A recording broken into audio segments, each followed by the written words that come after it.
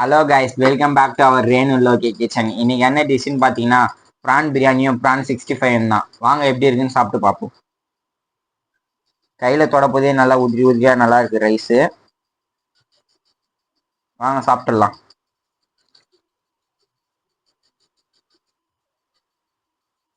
Wow, rice சூப்பராக இருக்கு guys. வாங்க ப்ரான் 65 சாப்பிட்டு பார்ப்போம்.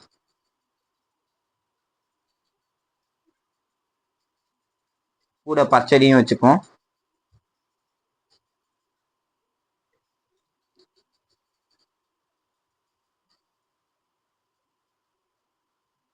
சூப்பராக இருக்கு கைஸ். இதே மாதிரி உங்க அம்மா கிட்ட சொல்லி நீங்களும் செஞ்சு பார்த்துட்டு கீழே எப்படி இருக்குன்னு மறக்காம கமெண்ட் பண்ணிடுங்க, லைக் பண்ணிடுங்க, ஷேர் பண்ணிடுங்க.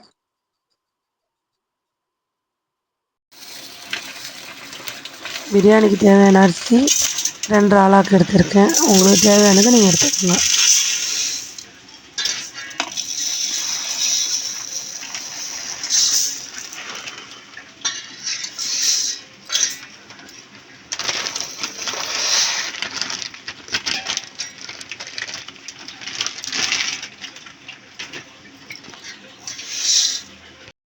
பிரியாணிக்கு தேவையான பொருள் வாங்க சமைக்கலாம். எறா பிரியாணி 1 கிலோ எப்படின்னு பார்க்கலாம் வாங்க. தேவையான எண்ணெய் ஊற்றிக்கிறோம். பட்டை, கிராம்பு, ஏலக்காய், வெங்காயம், பெரிய வெங்காயம் 2 கட் பண்ணி வச்சுருக்கேன். நீட்டு வாக்கில்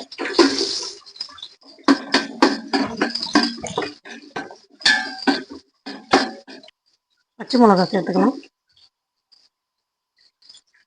தக்காளி 2 பெரிய தக்காளி கட் பண்ணி வச்சுருக்கேன். நீட்டு வாக்கில் அதுவும் சேர்த்துக்கலாம். குக்கரில் செய்யல, தம் போட போகிறோம். எறா பிரியாணி 1 கிலோ எறா, 1 கிலோ பிரியாணி அரிசி.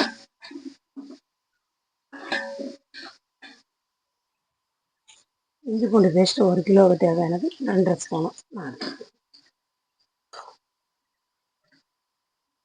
இதில் 1 கப்பு புதினா.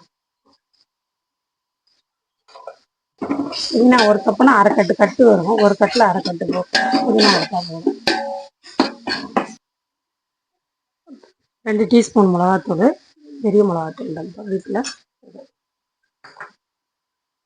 தேவையான கல் உப்பு எடுத்துருக்கேன், உங்கள் விருப்பம்.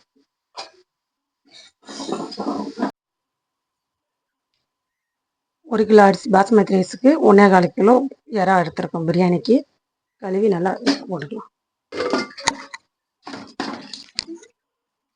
எறா பிரியாணிக்கு தண்ணி கம்மியாக ஊற்றிக்கோங்க. அரிசி எவ்வளோ எடுத்துக்கிறீங்களோ அதில் வந்து அரை கப்பு இல்லை 1 கப்பு கம்மி பண்ணிக்கோங்க.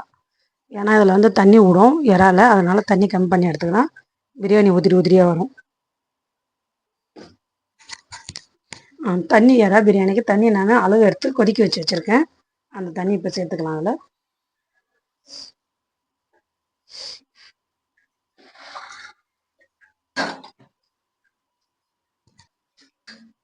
இந்த டைமில் உங்களுக்கு காரம் உப்பு பத்தலைன்னா சேர்த்துக்கலாம். தண்ணி கொதிக்கிட்டோம். கொச்சதுக்கப்புறம் ரைஸ் போடலாம். எலுமிச்சம்பழம் வந்து நான் பெருசு 1 எடுத்துருக்கேன். சின்னதாக இருந்தால் நீங்கள் 2 எடுத்துக்கோங்க. ஏன்னா அப்போ தான் ஸ்மெல் வராமல் இருக்கும். இதை நல்லா கொதிக்க விட்டுலாம். 1 கிலோ பாஸ்மதி ரைஸ் தண்ணி கொதிக்குது, இப்போ போட்டுக்கலாம்.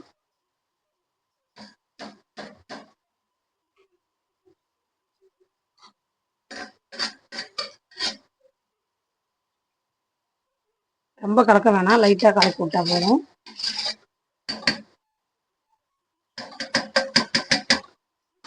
தம் போட்டுக்கலாம். எங்களுக்கு உப்பு காரம் இப்போ கரெக்டாக இருக்குது. நீங்கள் வேணால் பார்த்து போட்டுக்கோங்க. இந்த டைமில் தம் போட்டு வச்சிடலாம். பிரியாணி ஓப்பன் பண்ணி பார்க்கலாம் எப்படி இருக்குன்னு.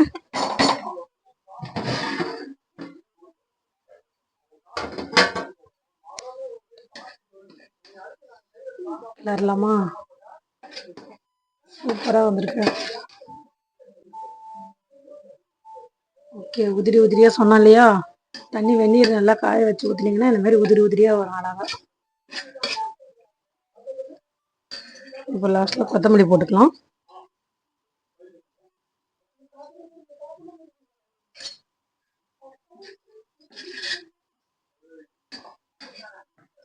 வாங்க சாப்பிட்லாம். சூடாக எறா பிரியாணி, எறா வறுவல், வாங்க சாப்பிட்லாம்.